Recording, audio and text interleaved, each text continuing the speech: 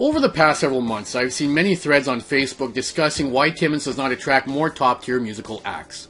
I tend not to get involved in these exchanges because my days as a festival organizer and my days as a board member for Festivals and Events Ontario ended several years ago. However, enough is enough. Do you want to know what the big secret is to the future success of festivals and events in our community? It's not a new venue, it's not having a new festivals committee, and it's certainly not having the city provide freebie rentals to organizers. No, it's none of that. It's about us, the people of Timmins. We need to stop complaining and start supporting. People keep bringing up Cochrane and Kirkland Lake and why they get better concerts than we do in Timmins. The answer is easy.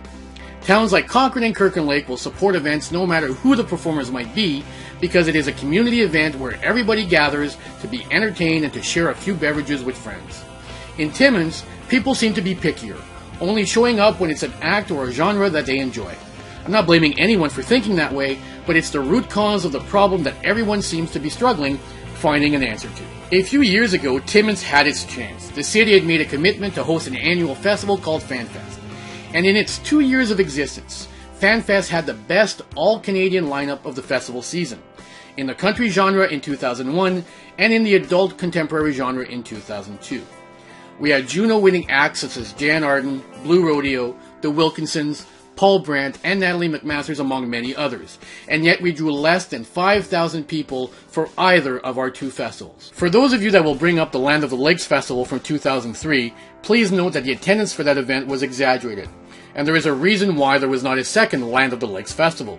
There simply were not enough tickets sold to justify trying it again.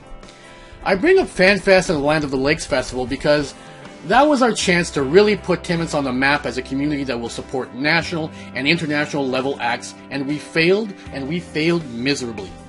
I also bring up these festivals because we often hear people saying that we targeted the wrong genres. Well, we tried 3 different genres, but none of them received the support required from the community. Also, for those of you that might argue that ticket prices were too high for Timmins, our ticket prices for FanFest in 2002, with 9 acts including Jan Arden, Blue Rodeo, Natalie McMaster, and the Wilkinsons, were lower than Jan Arden charged all on her own for her solo tour that very summer.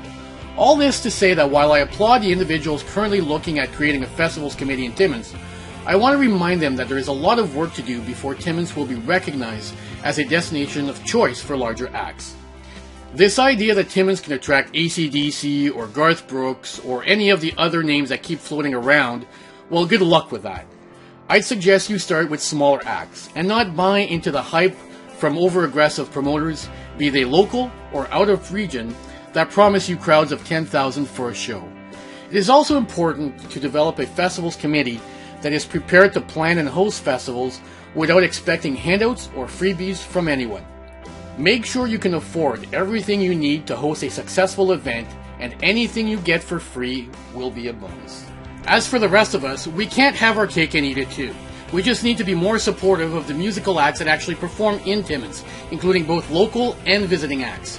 That's the only way we'll ever gain a favorable reputation amongst top-tier bands and their management teams, and start getting bigger names to come to Timmins. I'm Frank Rock, and that's my 2 cents.